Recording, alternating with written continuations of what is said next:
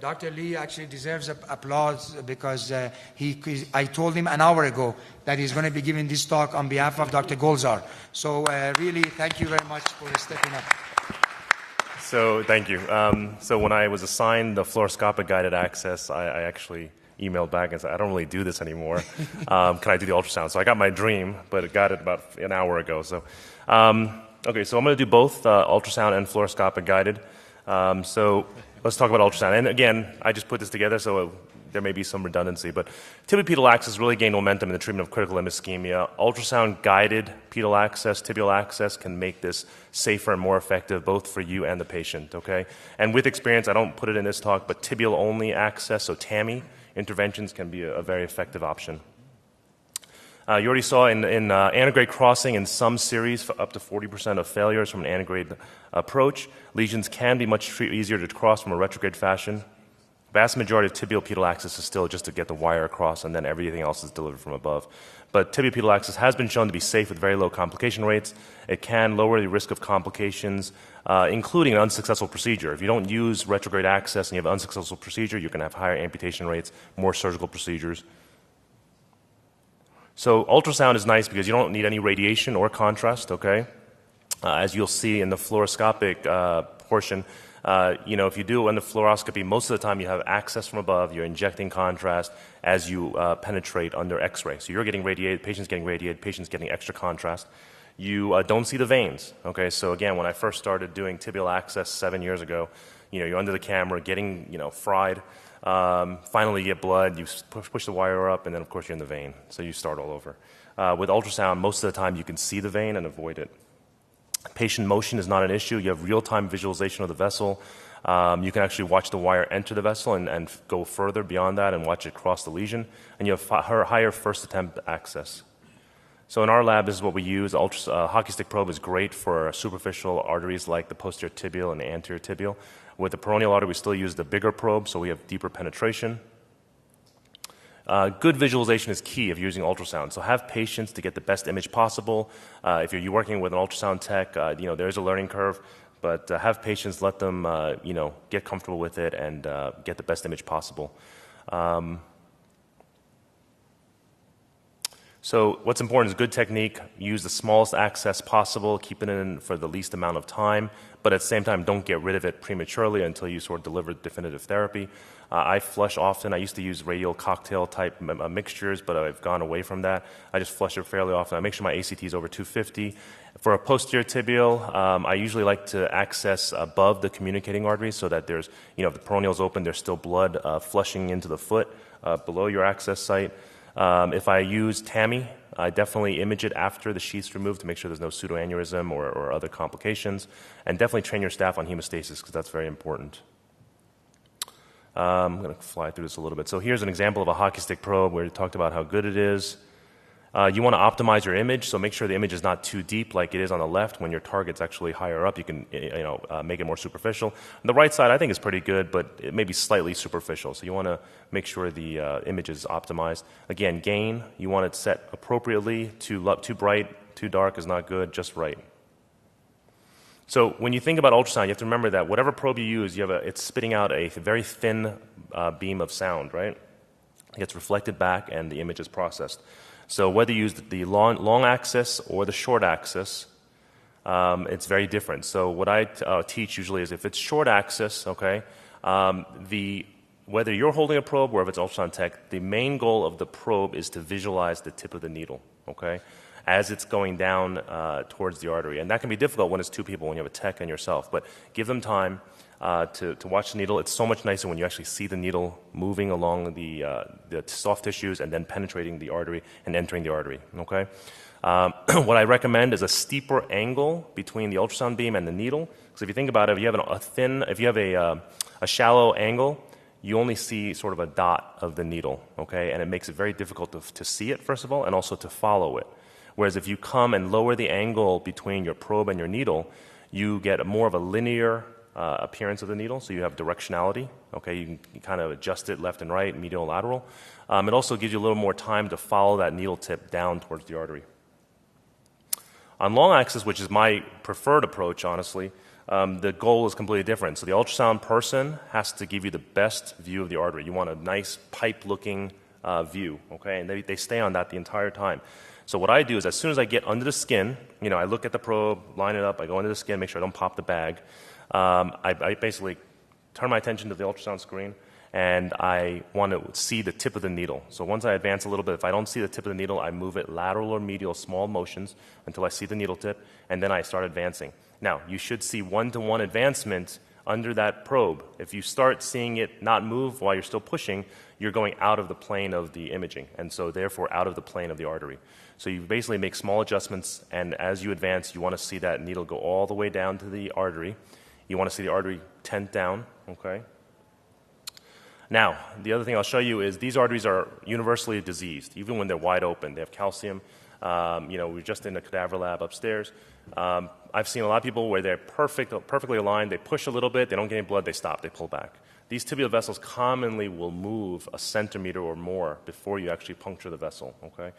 And because of that, when you do eventually enter the vessel and you see blood, as you pass the needle, I would say 50% of the time, you will get resistance at the tip of the needle, okay, and expect that, because if you just push the needle down, push the wire down, you'll either dissect the artery or you'll push your needle back, okay? So the technique when you meet resistance there is to tap gently as you sort of give backward traction on the needle, and you'll see under ultrasound the wire fly up. The other approach you could do potentially is lower your angle. I don't like that as much because, again, I don't want to lift up a plaque. I do that in the radial arteries, but the radial arteries, you have to remember, are usually healthier vessels in general. So here's just some, tips. I think the biggest one is have someone else in the lab watch for blood, okay? Because when you orient yourself on the screen, you look down, you look back up, it gets all messed up again. So have someone try to resist the temptation to look down, have someone else call out blood as soon as they see it. The other thing I do when it's a tough stick or in general is bounce the needle, because I think your eye is better at seeing a moving object. It gives you a better idea of where the needle is as opposed to just pushing it. This left side is just showing you how far an artery, usually travels, and that's a wide open artery, but you can see how far it goes before it actually punctures through. The right side is just giving you that tapping motion. It's not fair because that's not an artery, that's actually a vein, but it does show you sort of the transmission of what I'm tapping as I'm sort of backward traction on the needle, and then the wire goes up the vessel.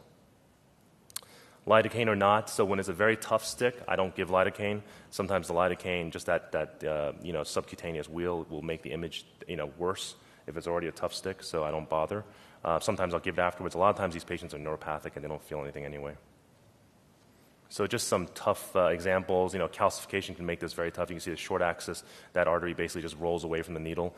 The best thing I can tell you here is just to watch it and compensate and try to pin it up against the bone to get access there, or pick a spot that's less calcified. So with ultrasound, you can basically get access everywhere nicely and safely. Here's an example of that metatarsal stick. You can see the ultrasound there. When I changed the size of the slide, the tracing went off. But that's what it looks like basically under ultrasound. And here's another example where we got medial plantar access and a digital access. Hemostasis, usually if you stay down below in the ankle area, it's fairly safe, but I do want to make sure you are aware that compartment syndrome still can happen. On the right side, here's a gentleman who had anterior tibial access, and when you see that diastolic compression, it's because there's a hematoma developed on the artery that's compressing it, so it's always important to watch with ultrasound. Here's a pseudoaneurysm after tibial access. And also here's just quickly an example of something you can do with ultrasound that you can't do with fluoroscopic guidance. Here's an anomalous posterior tibial takeoff. To see the posterior tibial and anterior tibial are both occluded. The only thing open in the foot is this lateral plantar artery and a little bit of the plantar arch, but the dorsalis pedis is occluded. You can see the potential access points distally, lateral plantar, digital artery. We did both, but weren't able to get through. This was sort of coming up from the top of the foot, and we ended up getting the vein. So the thing we can do with ultrasound, when you can see the artery, even if it's occluded, is you can stick the artery in occluded artery. So this is actually the dorsalis pedis, the distal anterior tibial artery. You can see the top and the bottom of the artery, the nice black lumen, even though it's occluded. This is what it looks like under fluoroscopy. Usually use a V18 wire prolapse with a CXI. The CXI will want to prolapse too, so you have to dance around a little bit. But you can still use that occluded artery as an access point to get to the point of reconstitution. This was the same lady. We actually brought her back and did the same thing in the anterior tibial. You can see the looping artery, the looping wire, and also the support catheter. But eventually, once you get it going, it's in a subintimal path, and dissect back up to the open vessel above, and then bring it back down. So that we restored 3-vessel runoff for her. Okay. So I'm going to go right into fluoroscopic guided access. I've done 2 in the last 5 years. I couldn't find the first one, so I did another one last week that went fine. Some of these images are from our friend Andre Schmidt. But again, tibiopedal access can be done both by ultrasound and fluoroscopy. We already saw the advantages of ultrasound, but sometimes ultrasound may not be available. You know, the unit or the tech or the operator may not be comfortable with ultrasound, okay, and you still need to do these cases. So, you know, ultrasound is a new skill set that I really recommend people getting comfortable with. Typically, I recommend starting with the groin, just getting normal access. But again, if you do it under fluoroscopic guidance, a lot of good operators still do that. So again, positioning of the foot for anterior tibial access, you sort of want the foot in this position ideally. Peroneal access under fluoro, I do it in this position as well. I come from an anterolateral approach. Now with ultrasound, I go from the back of the leg, okay, so posterior approach. And posterior tibial, if they can put it in this position, most of them not always, but if they can, it's always better for you and your back. Again, we talked about, I like getting it a little bit higher than the malleolus because it's a little straighter there. Camera position, so again, posterior tibial access, you want a contralateral angle. Anterior tibial and dorsalis pedis access, you basically want to come, you know, right above it. Sometimes you give a little cranial angulation because if it's dorsalis pedis. Also remember to give yourself some room to work under the camera. And for peroneal access, usually you go 30 degrees ipsilateral. I like to see it under fluoro where the tibia and fibula are separated and come down to sort of a V, and I access a few centimeters above that V under fluoro. And remember, you're getting radiated under there, so practice good practices. Here's just an example of sort of anterior tibial or dorsalis pedis foot position and camera position. Here's posterior tibial camera position. For peroneal fluoroscopic guided, again, we come anterolateral, so typically we're going ipsilateral 20 to 30 degrees, and you're coming through the interosseous membrane into the artery. Short needles for anterior tibial, posterior tibial access. You need a longer needle for peroneal access. Basically, place the needle on the skin in the vicinity of the arterial path, and then fine-tune it with injection from above. You can use roadmap. I like to use this just to get started, but you know, usually the patient moves, whether it's needle stick or other stuff, and you need to inject again while your needle's going in. So here's an example from Andre Schmidt where you can see the needle, you want it in one line with the arterial injection. So that's basically what's shown there. Here's when you have no blood flow, but you sort of push down and even hit the bone. You go contralateral, an orthogonal angle to show it, and you can see how far you've gone. So here's an example of a needle that's gone past the artery through and through. And what you do is you pull it back slowly, back into the artery, and then you can probe it with the wire and enter the vessel that way.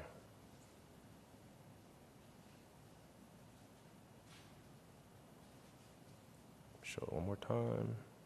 Okay. So here's another example, just posterior tibial. And a lot of times when you inject, the nice thing is as you're pushing it, you're tenting the vessel down, you can see the disruption of the column of dye there on the left. In this case, it was a little bit beyond it. So again, as you pull back, advance the wire.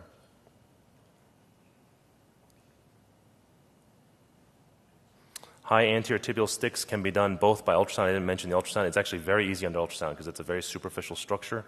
There's not a lot of cases that I find that I need to use this technique. But if you do, you can do it under fluoroscopy as well. You can see they road mapped here. This is Cesar Stanilo's case. But usually you go ipsilateral, 30 degrees as well, and inject and do all the same stuff that we talked about. So here's a needle extension holder that can get you at least a little bit further away from the camera if you do use fluoroscopy. You can see you attach the needle there. You load the wire in the back. The blue is sort of a wire brake that holds it in place. This is made by Spectranetics. I've actually not used this because I don't use fluoroscopy much. You can see here, to get your hand out of the field of view. You get flash. You release the wire brake. And then advance the wire.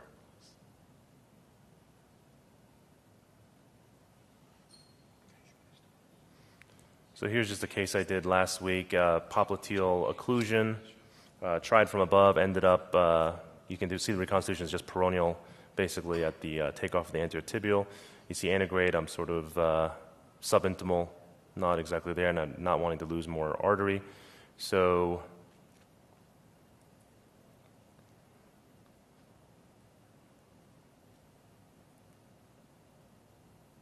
getting peroneal access, you can see a nice juicy peroneal artery there. Wire goes up, but you can see as I inject, I'm not in the artery, and that's the problem with fluoroscopy. I'm actually in a vein. So we pull it and start over. Same technique. You can see I'm ipsilateral, separating the bones. Peroneal artery runs right between them. Penetrate, put the wire up. This time I'm in the artery.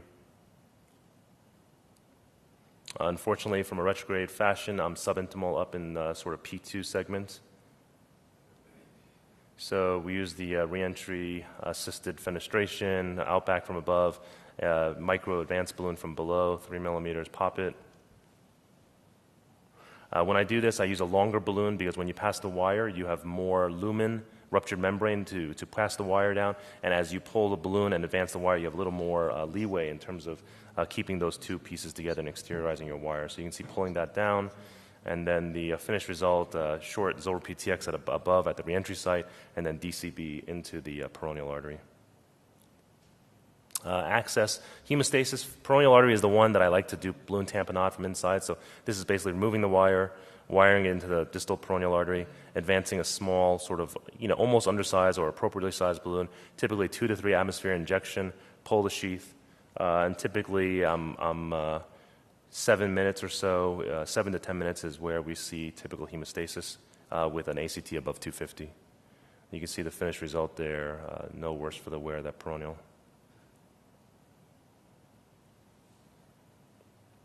All right, so fluoroscopic is one way to achieve access. It's important to know if even if you do ultrasound all the time, because sometimes it may not be available, or sometimes, especially peroneal arteries, you may not be able to visualize under ultrasound, so it may be easier or more successful to do it under fluoro.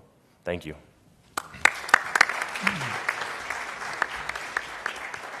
Fantastic talk, Arthur. Maybe by knowing the limitation of fluoroscopic, you would be the best person to give these two talks together. So thank you for doing so.